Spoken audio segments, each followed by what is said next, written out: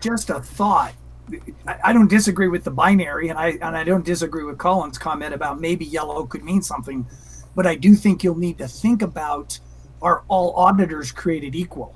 Yeah, In that's a other good. words, there's these deep reputations that are happening in the crypto industry over the last 3 years, and I suspect we could name the big auditors on one hand, or maybe a little more. I don't know, or maybe a little less. But I don't think everybody who says I had an audit and there's a new company is going to be the same, because you can certainly see. I think of this through game theory, and you could certainly see gaming somebody setting up a pretty sophisticated con where they're going to, do the rug pull, going to do the exit scam, going to exit with funds at some point, and they've put a sophisticated auditor. Now, maybe that auditor is, coming from somewhere we don't know. So anyway, be aware of that. That could be it could be a yellow. It could be maybe even a red. I don't know how we rate the auditors. So just want to put that in there. Others should say something. Yeah, I would strongly agree with that, and I think in addition to the credibility of the auditors, I believe that us getting to actually review the audit to some extent has a lot of value, because just in my experience, I think few auditors sort of give a sign off where they're saying we believe this to be ironclad in its security. They're really more publishing a dispassionate view on these are the things that we identified as possible issues. Um, and so I think just having a bit more depth of understanding, but I would likewise say that applies to nearly all of these categories. Like even looking back at on this row at something like somebody having 3 years of staking experience, like that's fantastic. But I would want to, really understand what their track record is over that time period, because 3 years experience can either be a plus or a neutral or a negative depending on how those 3 years went for their customers. Yeah, so these are excellent points, and I'm glad that Michael just joined because Michael actually posted something within the Discord. He posted a video that's very much in line with the comments that were just made. So, Michael, do you just want to quickly kind of go over what your overarching point was, and I can summarize it too. If that's easier, you just tell me. Yep.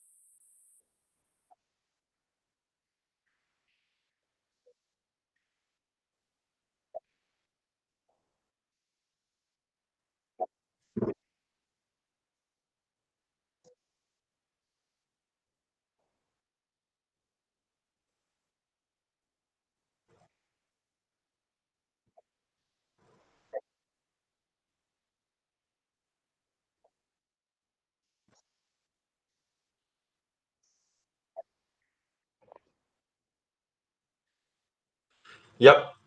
Just to quickly summarize, both James and Michael believe that we need to do further checking of the validity of the answers and effectively their expansiveness, rather than just taking them at face value.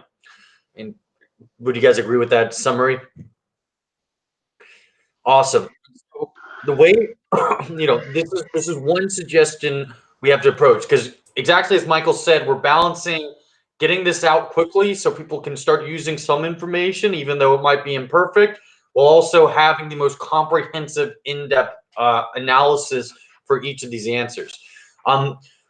This is the way I think we could move forward, is we keep on going through like we're doing, publish it, say very clearly at the top, these are initial results. They are going to be changed. We haven't finished our due diligence process, but we wanted to get something out there after initial look.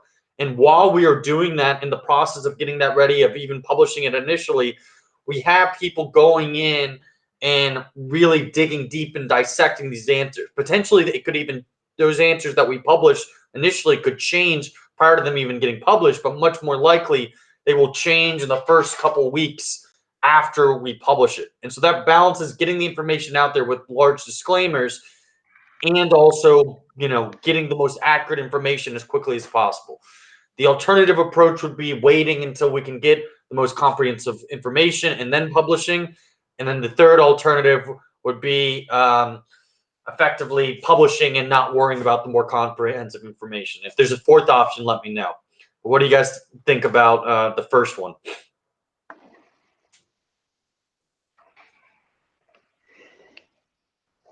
What do you think, James? In my view, I would say that you know, I think in keeping with some of the communication that Superfizz has put out in recent past, really generally describing these staking services as sort of yellow at this point in time. You know, I think we're probably not going to be in a position to necessarily like strongly endorse or say any of these are fully vetted in the next like several weeks, just kind of given the time horizon. And so I think giving the general view that these are not yet vetted, but all of our discussion around them is available online, that's adequate. But what I would, you know, like to try to focus on is, you know, I think protecting the home staker, the end customer of these guys from major pitfalls should really be our primary focus.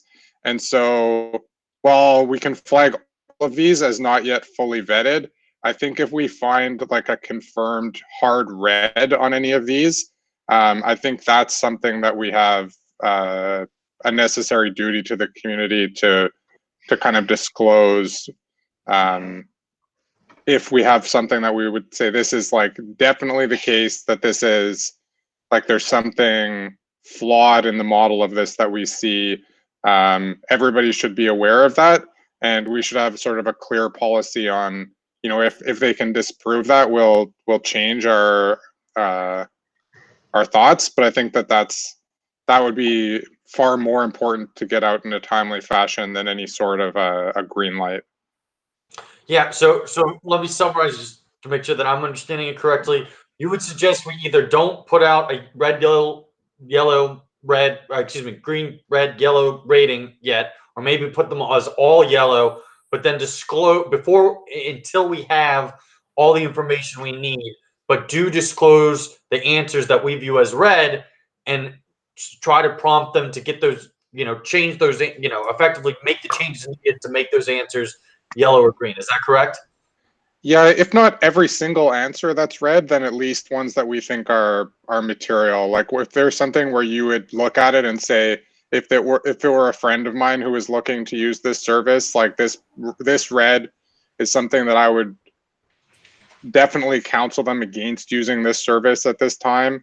I'm just suggesting that while we're saying like all of these are not fully vetted yet, if there's something like that exists, I think that it would be hard to justify, in my view, not disclosing at least that in a relatively prominent way.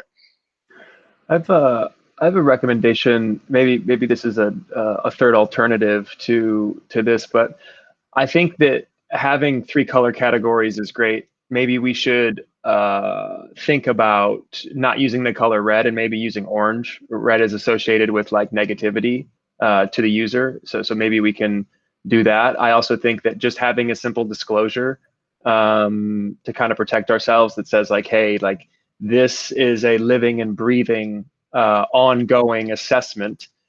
Just because something is not there today doesn't mean that it won't be there in the future. And our job is to help update the community as to the status of these providers and their infrastructure. We can protect ourselves with some type of disclosure that says this is not set in stone, this is living and breathing.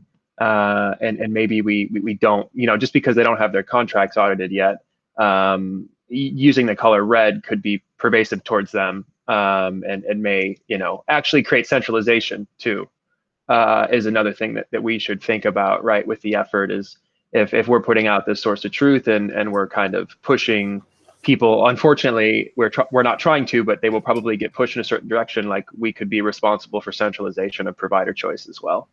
So kind of maybe just to summarize, maybe changing the color from red to orange, and then having a disclosure statement that says this is not final, this will be updated on a weekly basis. So tune back in. All right, Super Fizz, I saw first, and then Kirk. I would like, so that is a great suggestion. 2 quick points. I don't feel personal liability for these decisions, or as if there's any recourse against well-intentioned members of the community who are trying to, in a good faith effort, support other users. I find it hard to think that we could have any actual liability in that. And secondarily, gosh, it's going to take me a while to form this.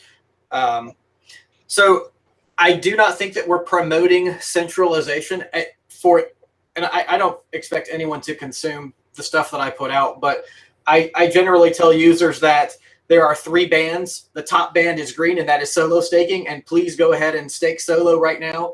The middle band is yellow, and that's cautionary. And I would say that all of these are in that cautionary band, no matter how high or low they rank, because they are not gold standard solo. They are less than that.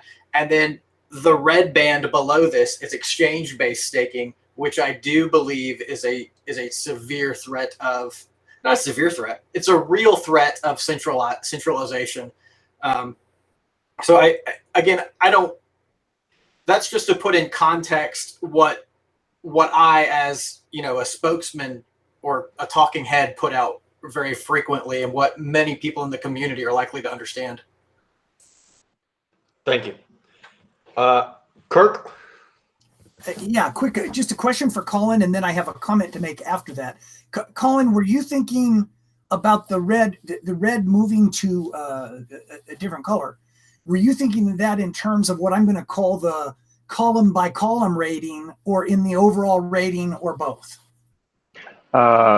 Great question. I would say column by column.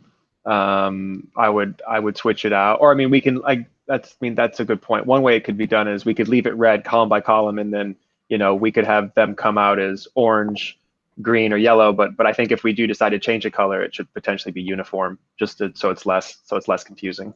Okay, thank you. That was what I wanted as a quick question to clarify what you thought. The comment I would make, and it's just really for all of y'all to think about, is I kind of like the idea of this column by column thing not being identical to the same colors that we're going to show the people at the end. Because I like James' comment, if we would fundamentally, if you went around the room, and I'm recusing from the individual company rating, but if you were to go around the room of all of those on the committee willing to put a thumb up or a thumb down, a color, you kind of want to say red on some if they stink to high heaven, and that's kind of a role we have as a committee, and it can be something that came from, but that's a different thing than I think the column by column thing we're doing right now, where we're saying, we're not even sure. And so I just wonder whether you as a committee really want to use the same identical colors when you're doing this column by column sort of tentative rating versus what you're going to put out in whatever Michael and we decide to put out at the end. So that's my comment. Awesome. So it seems like, just to summarize, we got a couple different proposals. Thanks, Colin. Colin had to hop off, but specifically the 2 ones that are slightly contrasting are James and Colin's proposals. Colin's proposal is as follows: change the color from red to orange. Also get it out there with disclaimers and say that we're going to update this on a weekly basis, but prioritize getting the information out there. James suggested, hold on, Philip is trying to join. I just admitted Philip. James suggested that we put out the information that's red on these various different columns, and then as we get more confidence and do our due diligence further and get more research on these answers, we then release a more comprehensive answer set. So educate people on what we think is wrong first, and then get the more comprehensive answers afterwards. And then, in Kirk's side point, which aren't quite as contrasting to these two, but an overarching point would be, let's not go, the column by column rating can be different from the overarching rating. And Kirk, would you believe in getting that overarching rating out as soon as possible, and then updating it over time, or waiting on that? I think it was James who made the point that if we saw something that was scary, we'd want to put it out quicker, and I agree with that. Okay. I hesitate on the fine gradation if we're not so sure about whether how much we're helping to get that out early. So sorry, my answer has complexity, but you guys who know me now know that I see the world in such a complex system, and it's hard to. I don't simplify very easily. So I think the best path forward, because we do have two different ideas, is to vote on these two different proposals real quickly. What do you guys think about that? My last comment would be, as a user, I think seeing a very clear, in case there's anything that doesn't pass, or as Kirk said, stinks to high heaven, I believe. That, to me as a user, that would be the most important thing to be aware of. So obviously that's not quite the same thing as the column by column ratings, this shade, that shade, etc. But if the overall formula could reveal whether or not something is real sketchy, again, I just figure most users would care about that primarily. All right. So does everyone understand the two options, first of all, and how they differ? Okay. Now let's vote who would like to go with James's option, which is getting the information about what's bad